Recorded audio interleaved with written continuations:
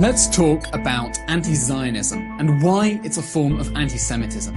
I'm not saying anti-Zionism can cross over into anti-Semitism, or that it's often expressed in anti-Semitic language, which it is.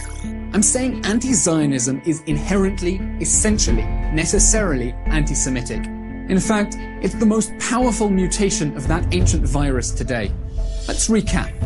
Zionism is the belief that the Jewish people have the right to self-determination in the land of Israel.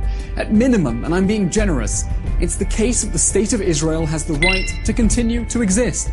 Anti-Zionism is the ideology that says Israel has no right to exist, that it shouldn't exist. It's not criticism of Israel, it's the negation of Israel.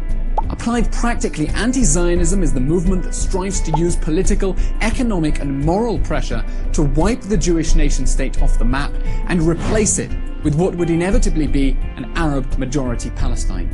So why is anti-Zionism a manifestation of anti-Semitism? 1. Anti-Zionism seeks to forcibly dispossess Jews of a fundamental right that they already enjoy as Jews, the right to self-determination. Anti-Zionism doesn't say that nation-states shouldn't exist, it says the Jewish nation-state shouldn't exist. But Israel isn't an abstract idea, it's a real place. It's the place where Jews from around the world have resurrected their ancient Hebrew language and rejuvenated their historic, indigenous culture.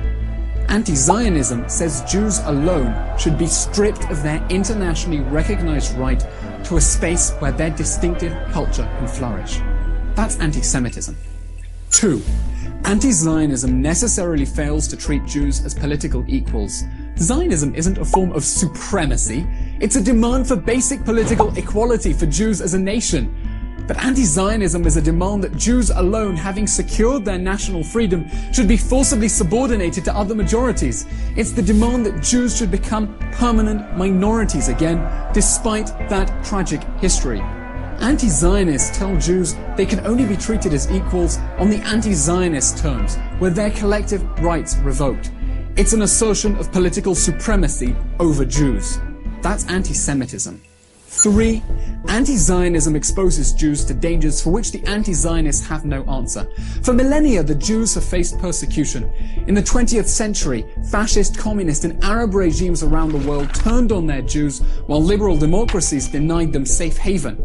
Most Jews realized that the best or only way to survive was to take responsibility for their own fate, to build their own democratic state. That's Zionism. It brought Jews to their ancient homeland from countries in which they weren't wanted. Anti-Zionism says the Jews aren't wanted in Israel either and can't be the guarantors of their own existence there. But if Israel were to disappear, the Jewish people would lose their most successful self-defense mechanism ever. Anti-Zionism necessarily disregards the beliefs, the agency and the aspirations of most of the world's Jews. That's anti-Semitism. You see, anti-Semitism was never just a prejudice against Jews like other forms of racism. It was a totalistic political ideology that mobilized societies against the Jews, that treated them as an irredeemable problem to be solved. And that's exactly what anti-Zionism is about. It's not criticism, it's a hateful, totalistic, destructive ideology. Zionism was born as a revolutionary movement to breathe life into the Jewish people. The founder of the anti-Israel BDS movement says he favors Israel's euthanasia. Choose Zionism. Choose life.